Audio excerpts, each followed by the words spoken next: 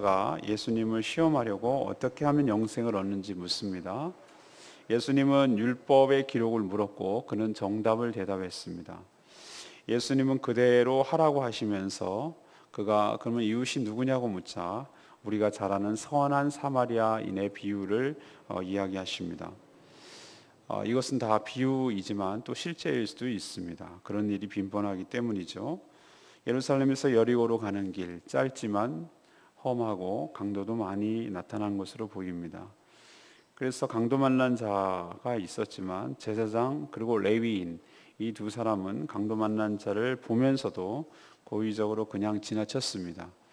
그런데 그들은 상종하지 않았던 사마리아인만 그를 거두고 돌보아 주었습니다. 그리고 예수님은 그 율법 교사에게 묻습니다. 진정한 이웃이 누구냐는 것이죠. 그도 어쩔 수 없이 자비를 베푼 자라고 대답했고 그 이웃이 바로 진정한 이웃이다라고 말하는 내용이 되겠습니다. 그럼 마지막 스토리는 마리아의 집에 이제 가게 됐는데 이 마르다가 예수님을 접대하고 그러느라고 분주해서 바쁘니까 화가 났습니다. 그런데 왜 돕라고 말하지 않느냐고 말했을 때 예수님은 오히려 마리아가 좋은 편을 선택했으니 빼앗기지 아니하리라고 마리아를 두둔하는 입장을 보입니다. 오늘은 사실은 이 짧은 시간 안에 얘기하기는 너무 많은 내용이 담겨 있어서 좀 어려움이 있습니다. 그렇지만 여러분들 그 의미는 정확하게 캐치하고 잘 아셨으면 좋겠습니다. 먼저 어떤 동기와 목적으로 예수님을 만나려는지 자신이 정직하게 살펴야 할 것입니다. 어떤 율법 교사가 일어나서 예수님을 시험하려는 목적입니다. 오늘 25절에 분명히 뭐였죠? 진짜 궁금해서 묻는 것이 아니란 뜻이죠. 예수님을 골탕을 먹이고 공경에 빠뜨리고 말문을 막히게 하고 자기의 지적 우월감과 저 사람이 형편없음을 드러내려고 의도적으로 악한 동기로 접근했다는 뜻입니다. 어떻게 해야, 무엇을 하여야 영생을 얻을 수 있습니까? 이렇게 물었어요. 근데 사실 이 질문 자체가 잘못된 질문입니다. 예수님 그것을 지적하시는데요. 무엇을 해야만 구원을 얻을 수 있다는 이 사고방식이 바로 전형적인 유대인의 사고방식이에요. 그리고 우리도 예수 그리스도를 믿지 않기 전의 사고방식, 그리고 세상 사람들의 사고방식이 우리는 뭔가 해야만 구원을 얻을 수 있다고 생각을 해요. 그것도 선한 일을 해야만. 특히 불교, 캐톨릭이 그렇습니다. 캐톨릭은 기독교 아닙니다.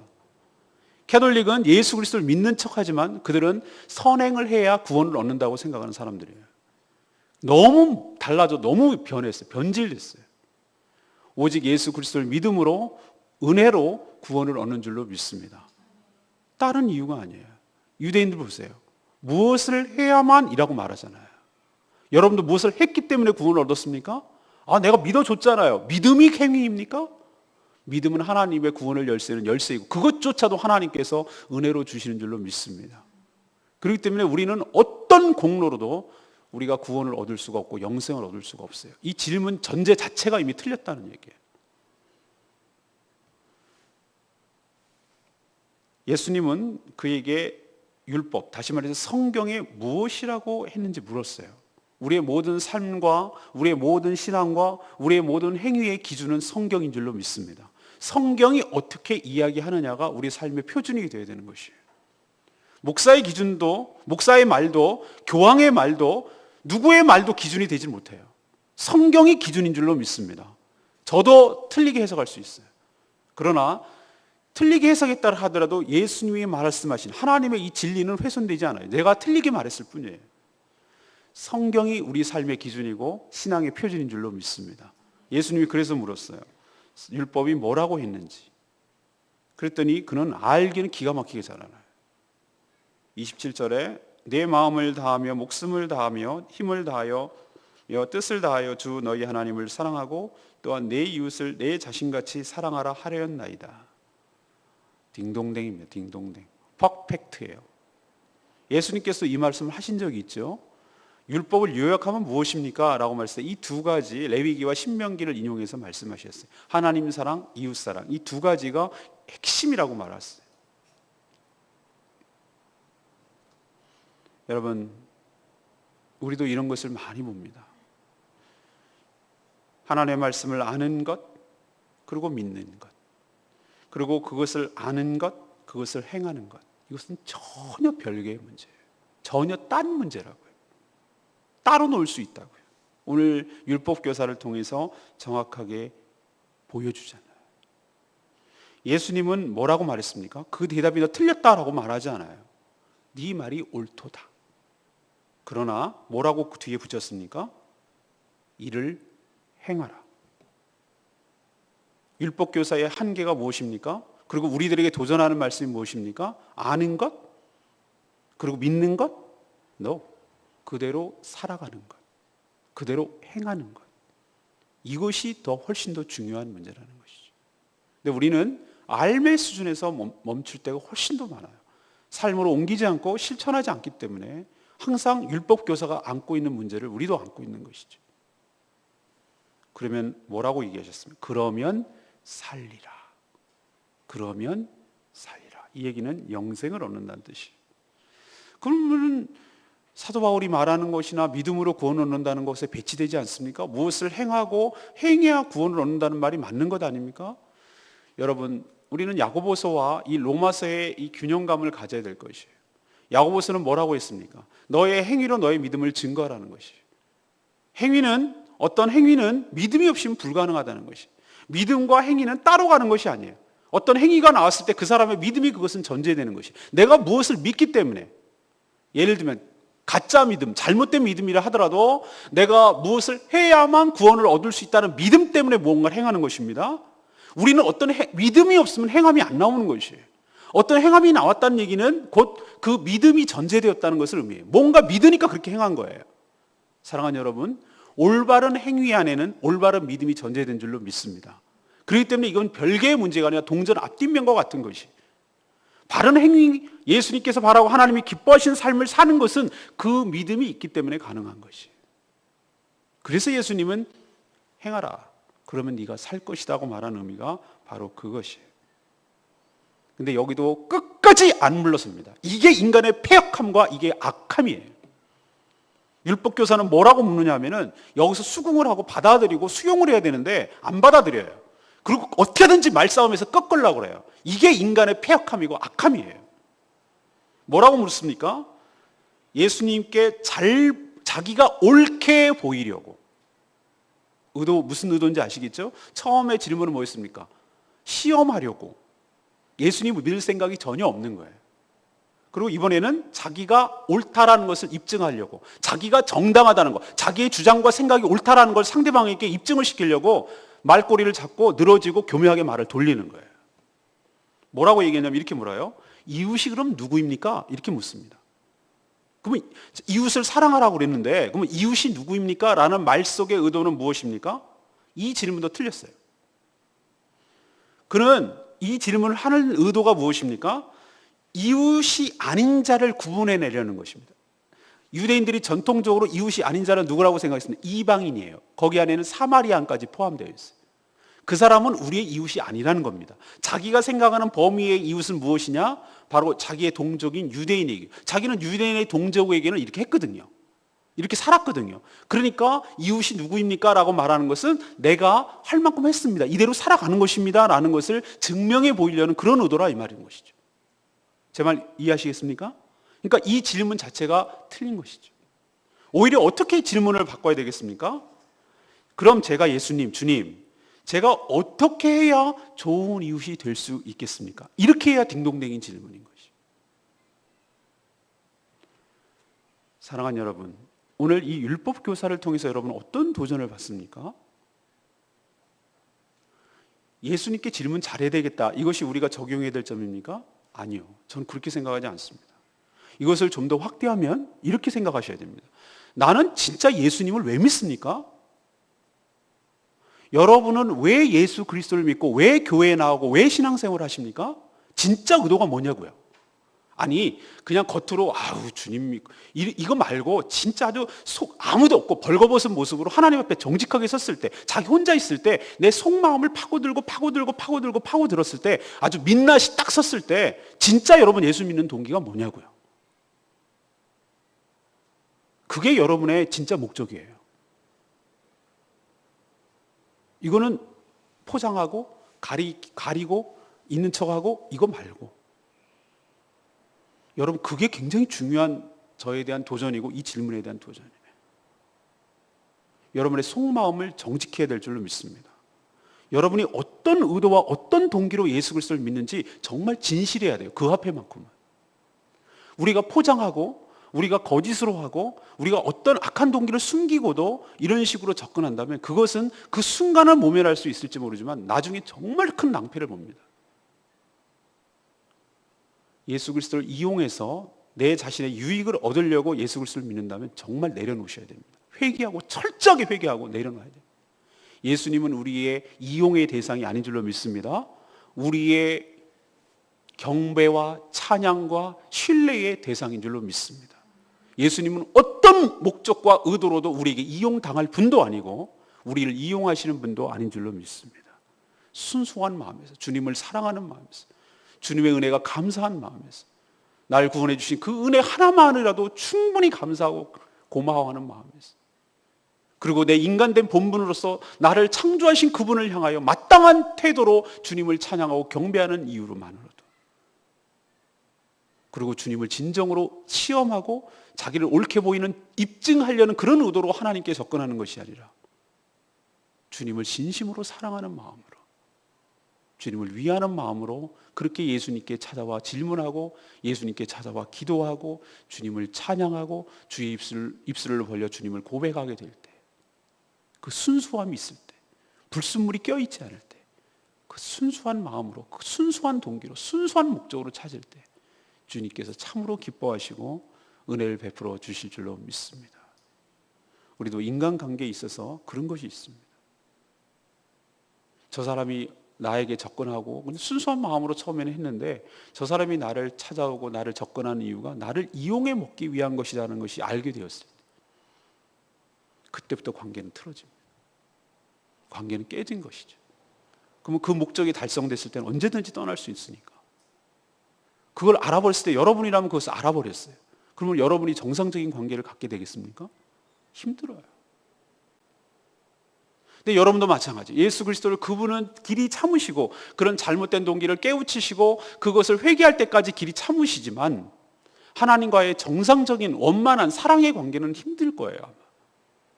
여러분, 그렇기 때문에 이것은 누가 뭐라고 할 것도 없어요. 이것은 하나님과 여러분의 1:1 관계의 문제이기 때문에 하나님 앞에서 정직하셔야 되고, 그리고 내가 진짜 왜 예수 그리스도를 믿고 신앙생활을 하는지에 대해서 하나님께 묻고, 그 동기가 정말로 순수한 것인지 하나님 앞에 내어놓고, 그렇지 못한 면이 있다면 하나님께 회개하고 이번 참에 바꾸시고 새롭게 출발하셔야 될 줄로 믿습니다. 두 번째 얘기, 어려운 자에게 자비를 베푸는 자가 진정한 이웃입니다. 율법교사가 그럼 이웃이 누구냐는 물음에 예수님은 즉답을 피하고 비유로 얘기해 주셨어요. 예루살렘에서 여리고로 내려가는 길, 이것은 실제로도 그 당시에 강도가 많은 곳이었습니다. 그래서 강도 만난 사람이 있었습니다. 아마 유대인이었겠죠. 아마 그렇게 유대인이라고 말했어야 될 겁니다. 왜 그러냐면은 이 율법교사가 자기 동족에게는 선한 이웃이 되었거든요. 근데 너의 그 가식과 위선을 드러내게 하기 위해서 보여주려고 이 비유를 한 것이니까 동족일 유대일 가능성이 큽니다. 표현 아니지. 옷을 벗기고 때려서 거의 죽은 채, 반쯤 죽은 채 내버려두고 가버렸어요. 마침이라고 하고 제사장이 그 길로 지나가다가 봤습니다. 그런데 뭐 했습니까? 고의적으로 피하고 그냥 지나갔습니다. 제사장들은 어떤 규정이 있죠? 시체를 만지거나 이러면 부정타기 때문에 자기 제사장 직무를 수행할 수 없다는 명분도 있었을 것이, 그러나 피하고 갔어요. 레위인도 그렇게 했습니다. 하나님의 율법을 전수하고 하나님의 거룩한 성전에서 일하고 한다는 종교인이라고 할 수 있는 특별한 지파, 레위 지파도 그렇게 하고 갔어요. 다 모두 경건하다고, 가장 경건하다고 하는 종교인들이죠. 오히려 하지만 그들이, 유대인들이 개처럼 취급하는 사마리아인만 그를 불쌍히 여겨두었어요. 동족도 아니잖아요. 그래서 그에게 상처를 치료하고 그를 자기가 타고 온 그 가축에다 데리고 가서, 싣고 가서 자비까지 베풀었어요. 2데나리온이면 두 달, 그러니까 이틀치 일당이거든요. 우리를 10만 원 받으면 한 20만 원을 준 거죠. 이 사람과 상관이 없는 거잖아요. 그 주막 주인에게 주고 내가 볼 일 있어 갔다 올 때에 비용이 더 들면 내가 더 내겠다라고까지 얘기를 했어요. 요즘으로 치면 병원에 입원시키고 병원비까지 지불한 거예요. 그러면서 예수님께서 누가 이웃인지 물었습니다. 이 셋 중에서. 그러자 율법 교사는 끝까지 입에서 사마리아인이요 라는 말을 하지 않아요. 그리고 뭐라고 대답합니까? 자비를 베푼 자니이다. 이들의 깊은 불신과 이들의 말하는 거 알겠죠? 정답은 얘기할 수밖에 없겠는데 사마리아라는 말은 차마 인정하고 싶지 않은 것이. 자기가 레위인과 자기가 그 제사장이라는 것을 인정하고 싶지가 않은 거예요. 예수님은 뭐라고 얘기했습니까? 가서 너도 이와 같이 하라 라고 일침을 가하죠. 제사장과 레위인, 이 모습은 사실 우리들에게도 이런 모습이 있어요. 이런 위선적인 모습에 빠진 우리들의 모습이 이런 모습이 있어요.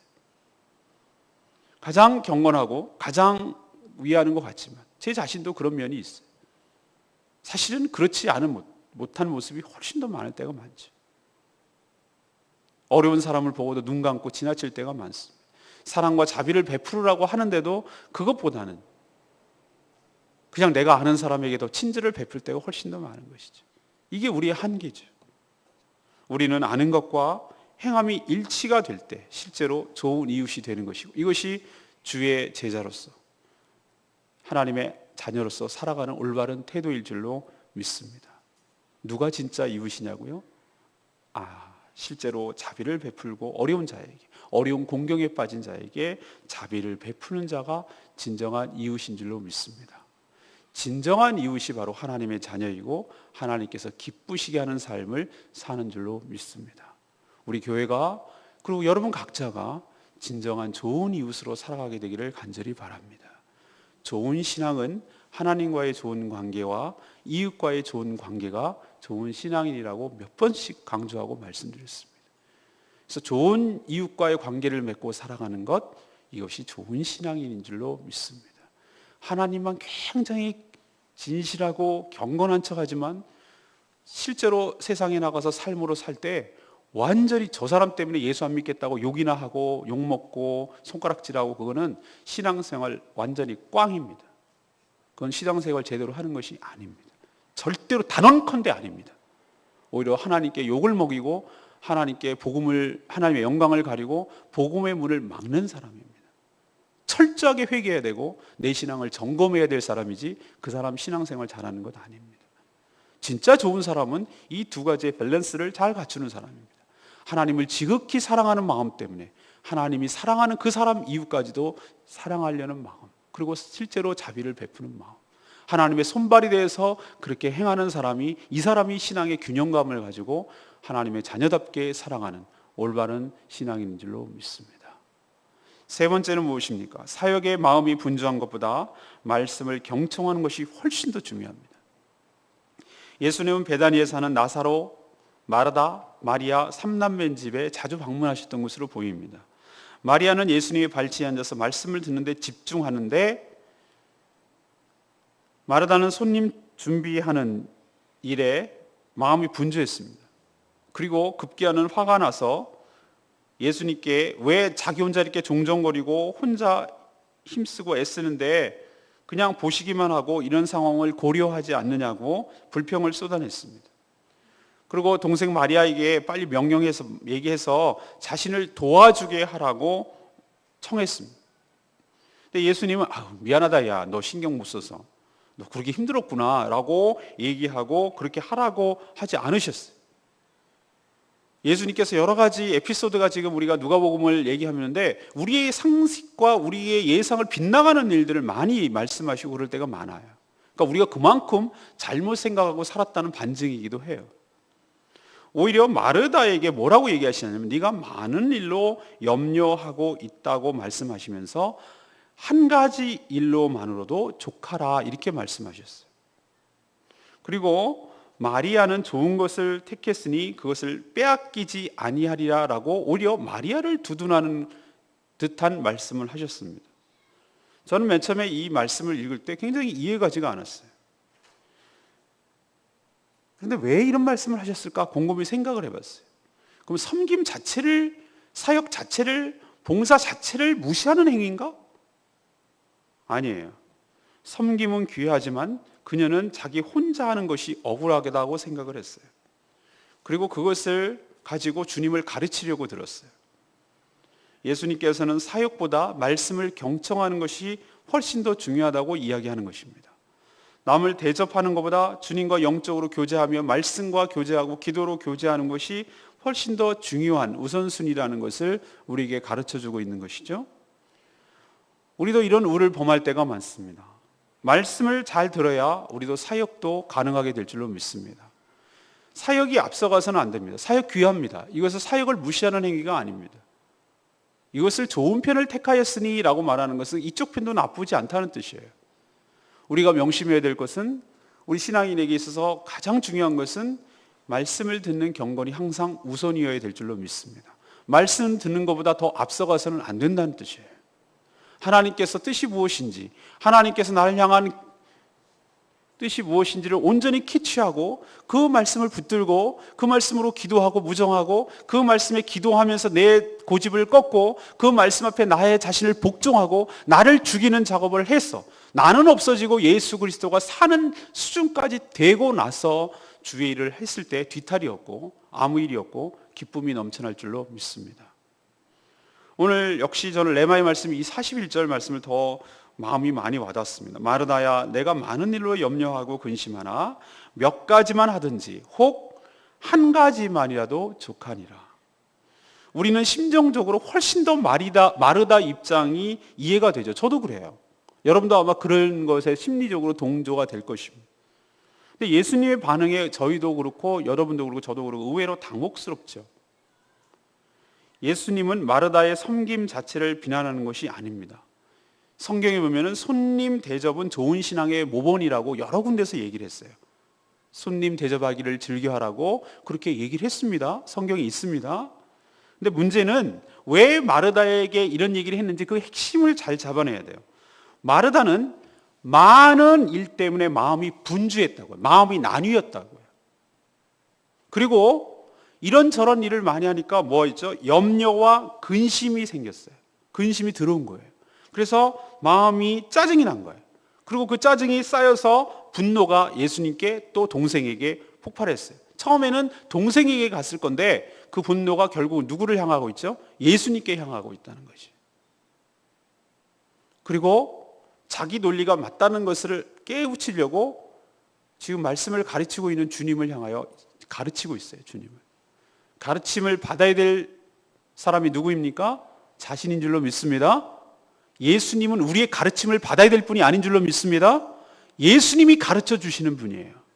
근데 우리는 주객이 전도돼서 주님 틀렸어요. 제가 맞아요. 이렇게 하는 것이 옳아요. 이게 마땅한 도리예요. 라고 하나님께 주장할 때가 얼마나 많은지 몰라요. 그리고 자신과 동생을 비교했습니다. 처음에는 순수한 의도로 섬겼는데 어느 순간부터 섬김에 대한 기쁨을 완전히 잃어버렸어요. 그리고 이것을 통해서 인정받고 존중받고 그리고 이것을 통해서 자기의 공로와 자기의 그 자존감을 높이려고 했던 계획이 잘 되질 않으니까 혼자 다 하는 것 같으니까 억울하게 미치겠는 거예요. 차라리 아니한만 못하게 됐어요. 예수님이 이 섬김 자체에 굉장히 기뻐하셨을까? 예, 기뻐하셨을 겁니다. 그러나 더 기뻐하셨을 것은 무엇을 대접받는 것에 기뻐하시기보다는 자신의 말을 잘 경청하고 그 말씀대로 살아가려는 태도를 훨씬 더 기뻐하셨겠다라는 생각이 듭니다. 오늘도 이 마르다와 같은 우를 범할 때가 우리가 얼마나 많은지 모릅니다. 그렇기 때문에 오늘 말씀을 잘 생각하시고 내가 이런 모습이 있지 않는가 잘 고민하셔서 이 균형, 사역과 말씀 경청에 대한 균형감을 갖고 우리가 신앙생활을 해야 될 줄로 믿습니다. 오늘 제가 3가지 말씀드렸습니다. 자, 여러분은 어떤 동기와 어떤 목적으로 예수 그리스도를 만나는지 하나님 앞에 정직하게 내려놓고 민낯으로 포장하는 것 말고 숨기는 것 말고 민낯으로 하나님 앞에 정직하게 자신의 속마음을 살펴봐야 할 것입니다. 그리고 시험하려고 들고 또 자기를 옳게 보이려고 예수님께 접근했다면 이건 접근 자체가 틀렸고 질문 자체가 틀린 질문인 거 생각하시고 자기의 삶을 생각을 내려놓고 주님의 질문으로 고쳐야 될 줄로 믿습니다. 무엇을 해야만 영생을 얻으리까? 아니요. 누가 이웃입니까? 아니요. 내가 어떻게 하면 좋은 이웃이 되겠습니까? 질문을 바꾸셔야 될 것입니다. 인생을 향한, 주님을 향한 질문이 여러분 정확하게 바뀌게 되는 역사가 일어나게 되기를 원합니다. 두 번째는 무엇입니까? 어려운 자에게 자비를 베푸는 자가 진정한 이웃입니다. 진짜 이웃이 누구냐고요? 자비를 베푸는 자. 종교적으로 이런저런 이유를 핑계대고 거룩한 척하지만 행하지 않는 그런 자가 아니라, 위선적으로 살아가는 자가 아니라 실제로 그렇게 행하는 자가 진짜 이웃이라고 우리에게 가르쳐 줍니다. 세 번째는 무엇입니까? 사역의 마음이 분주하기보다는 말씀을 경청하는 것이 훨씬 더 중요하다고요. 자신의 마음을 점검해 보십시오. 기쁨을 잃지는 않았는지, 남과 비교하지는 않은지, 이것을 잘 생각하셔서 내가 어떻게 해야 될지를 잘 말씀 속에서 해답을 얻으시고 여러분의 기쁨을 되찾고 보람을 되찾고 의미를 되찾고 그렇게 살아가는 복된 인생 되기를 간절히 축원합니다. 오늘 말씀 붙들고 기도하기 전에 246장 다 같이 부르고, 찬양지 246장 부르고 기도하겠습니다.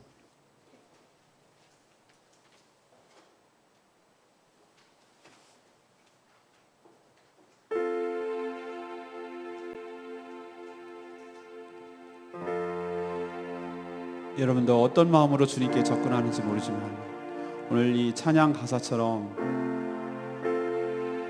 그 사랑 얼마나 아름다운지, 그 사랑이 나를 얼마나 부욕해 하는지, 그 사랑이 얼마나 크고 놀라운지, 그 사랑이 얼마나 나를 감격해 하는지, 다른 목적이 아니라 주님의 사랑 때문에, 주님을 사랑하기 때문에, 다른 이유가 아니라 무엇을 얻으려는 것이 아니라 옳게 보이려고 하는 것이 아니라 천국 가려는 것이 목적이 아니라 주님을 사랑하기 때문에, 그렇기 때문에 주님을 섬기고 주님을 사랑했으면 좋겠습니다. 처음에는 내가 주님을 사랑하는 마음 때문에 순수하게 그렇게 섬기고 있는데 어느 순간부터 나의 공로가 되고 나의 의가 되고, 그래서 기쁨이 상실해버리고 분노가 나고 짜증이 나고 비교가 되고 주님을 가르치려고까지 하는 이런 어리석음까지 빠지게 되는 것은 아닌지 우리 모습을 살펴보고 하나님 앞에 회개하고 바른 동기, 바른 목적, 바른 마음에서 주님을 사랑함으로 이 모든 일을 행하는 저희들 되게 해달라고 하나님 앞에 간절히 기도하는 시간을 가져야 되지 않겠습니까? 오늘 말씀 생각하면서 이 찬양 같이 부르겠습니다.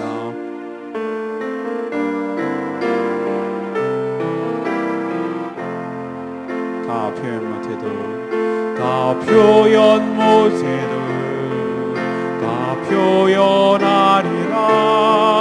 다 고백 못해도 다 고백하리라. 다 알 수 없어도 다 알아가리라. 다 닮지 못해도 다 닮아가리라. 표현 못해도 나 표현하리라. 나 고백 못해도 나 고백하리라. 나 할 수 없어도 나 알아가리라. 나 닮지 못해도 나 닮아가리라.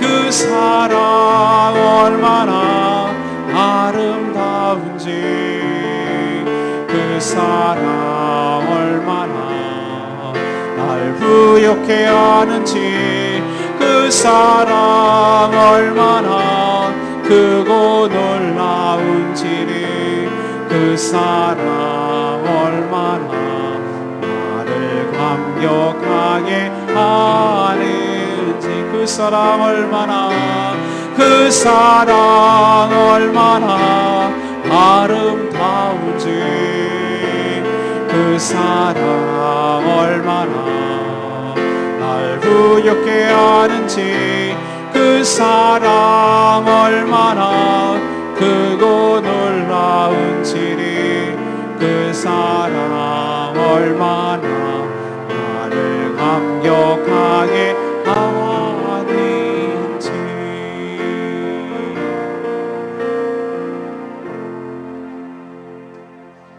사랑하기 때문에 주님이 나를 사랑하기 때문에 주님을 사랑하게 되기를 원합니다. 사랑 위에는 다른 것이 없게 되기를 원합니다. 그러면 그것으로 충분합니다. 사랑 위에 무엇이 불순물이 끼니까 불평이 나오고 원망이 나오고 주님을 가르치려고 들고 주님께 인정받으려고 그런 것이 나오는 것입니다. 정말 사랑하면 그런 것이 하나도 문제가 되지 않습니다. 주님, 제가 진심으로 주님을 사랑하길 원합니다. 진심으로 주님이 저를 사랑하시는 것처럼 다른 목적, 다른 이유가 아니라 그냥 사랑하기 때문에, 주님을 사랑하기 때문에 섬기고, 주님을 사랑하기 때문에 말씀을 듣고, 주님을 사랑하기 때문에 주님이 사랑하는 사람을 사랑하기를 원합니다. 주님, 저의 마음을 살피게 하여 주시고 제 마음의 동기를 보게 하여 주시고 주님 말씀대로 살아가는 저희들 되게 하여 주시옵소서. 하나님, 오늘도 그렇게 사는 복된 하루가 되기를 원합니다라고 주여 외치며 하나님 앞에 나가기를 원합니다. 주여 아버지 하나님, 오늘도 율법교사의 삶을 보면서 우리가 어떤 동기와 어떤 목적으로 예수님을 만나는지 정직하게 살피게 하여 주시옵소서. 하나님, 우리도 무엇을 해야만 무엇을 얻는 것으로 생각하는 이 잘못된 질문 자체를 버리게 하여 주시옵소서. 하나님, 우리도 누군가 정말로 좋은 이웃이 누구신지를, 진정한 이웃이 누구신지를 물었을 때 하나님, 제가 어떻게 해야 좋은 이웃이 되겠습니까? 라고 대답할 수 있게, 질문할 수 있게 주님 도와주시옵소서. 하나님, 우리가 사마리아 비운에서 정말 우리가 그렇게 개처럼 취급하는 사마리아인만 정말 진정으로 불쌍히 여기며 자기의 자비를 들여 치료까지 이루어주셨습니다. 하나님, 진짜 이웃은 종교적으로 위선적으로 살아가는 자가 아니라 실제로 삶으로 하나님 앞에 정말 자비를 베풀며 살아가는 자인 줄로 믿고, 실제로 너도 이와 같이 하라고 하신 이 말씀대로 진정한 정말 이웃으로 살 때 하나님, 우리가 바로 진정한 이웃이 될 줄로 믿습니다.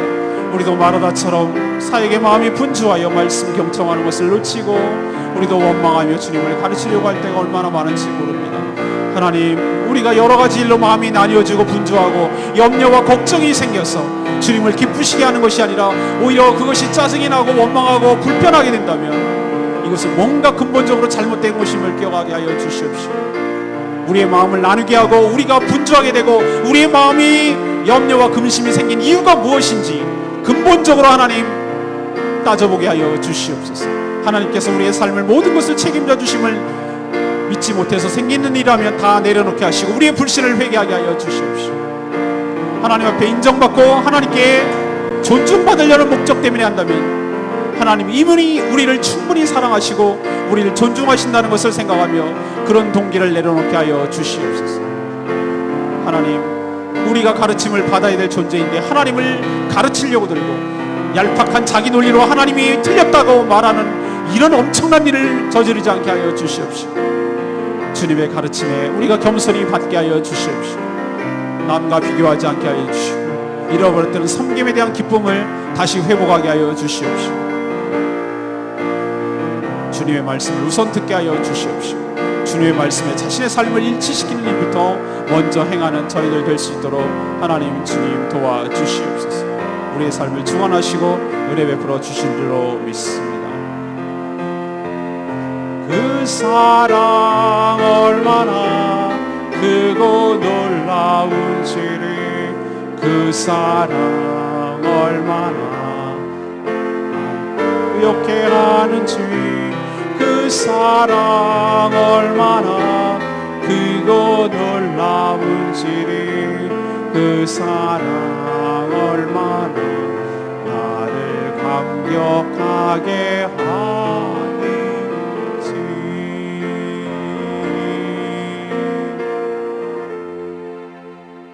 하나님, 오늘 말씀에서 나오는 율법교사를 통해서 우리 역시 주님을 왜 찾는지 그리고 왜 믿는지를 정직하게 점검하게 하여 주시옵소서. 아는 것이 많다고 좋은 신앙이 아님을 깨닫게 하여 주시고 주시는 말씀대로 살아가는 것이 진정한 신앙인임을 깨닫게 하여 주시옵소서. 좋은 신앙은 좋은 관계인데 저희가 먼저 좋은 이웃이 되어 살게 하여 주시옵소서. 고난당하는 자를 불쌍히 여기며 실제로 자비를 베풀며 살게 하여 주시옵소서. 마라다처럼 좋은 일을 하면서도 마음이 분주함으로 염려하고 근심이 생겨 분노하지 않게 하여 주시고, 그렇게 함으로 그 섬기는 의미도 기쁨도 잃어버리는 어리석음에 빠지지 않게 하여 주시옵소서. 사역 이전에 말씀을 경청하며 주님의 말씀으로 교제부터 하게 하여 주시옵소서. 들려주시는 말씀 앞에 정직하게 반응하게 하시고 우리를 가르쳐 주시는 분이 주님이심을 기억하게 하여 주시옵소서. 가르쳐 주심이 우리의 생각과 틀렸다고 해서, 자신의 생각과 다르다고 해서 자기의 논리로 하나님께 가르치려고 드는 이런 망령된 자세를 취하지 않게 하여 주시옵소서. 항상 주님이 옳습니다. 항상 주님이 우리를 가르쳐 주시는 분인 줄로 믿습니다. 하나님 말씀 앞에 우리가 굴복하게 하여 주시옵시고, 기도할 때 그 말씀에 일치될 때까지 자리를 뜨지 않게 하여 주시옵시고, 완전히 그 말씀에 굴복하고 동의가 되고 그 말씀대로 사는 상태까지 갔을 때 움직이게 하여 주시옵소서. 어설프게 갈등하고 고민만 하다가 끝나지 않게 하여 주시옵시고, 충분한 기도를 통해서 하나님 말씀 앞에 절대 복종의 상태까지 들어가게 하여 주시고, 이렇게 말씀 앞에 교제하며 말씀의 경청부터 행하며 삶을 살아갈 수 있도록 축복하여 주시옵소서. 오늘도 주님의 은혜 가운데 살기를 원합니다.